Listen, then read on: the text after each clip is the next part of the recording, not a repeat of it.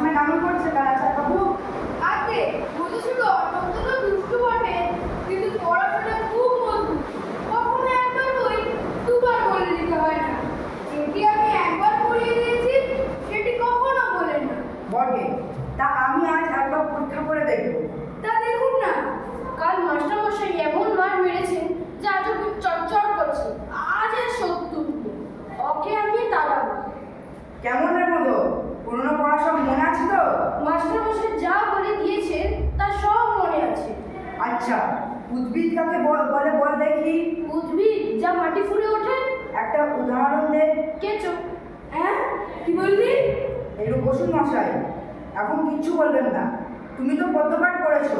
আচ্ছা, কারণে কি ফোটে বলো দেখি। কাঁটা। কি বললি? হতভাগা। কি মশাই মারেন কেন? আমি কি মিথ্যে কথা বলছি? আচ্ছা, সিরাজউদ্দৌলাকে কে কেটেছে? ইতিহাসে কি বলে? পোকায়। কি বললি? হতভাগা। আরে মিছি মিছি মার খেয়ে মরছি। শুধু সিরাজদৌল্লা কেন, সমস্ত ইতিহাসখানি পোকায় কেটেছে। এই দেখুন। ব্যাকরণ মনে আছে? আছে। কর্তা কি, তার একটি উদাহরণ দিয়ে বুঝিয়ে দাও দেখি।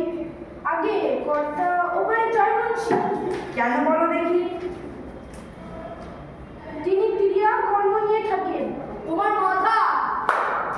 আগে মাথা নয়, ওটা পিঠ। সৃষ্টি তৎপুরুষ কাকে বলে? জানি নে। জানিস নে? হতভাগা। ওটি বিলক্ষণ জানি। ওটা যষ্টি তৎপুরুষ। অঙ্ক শিক্ষা হয়েছে? হয়েছে। আচ্ছা, তোমাকে 6:30 সন্দেশ দিয়ে বলা হয়েছে যে 5 মিনিটের সন্দেশ খেয়ে যতটা সন্দেশ বাকি থাকবে তোমার ছোট ভাইকে দিতে হবে।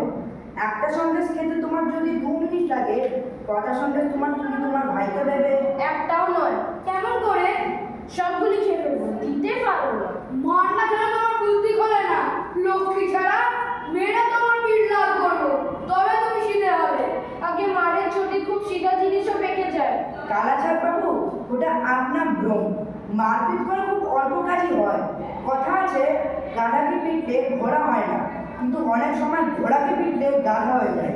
অধিকাংশ ছেলে শিখতে পারে, কিন্তু অধিকাংশ মাস্টার শেখাতে পারেন না। কিন্তু মার খেয়ে মরে ছেলেটাই।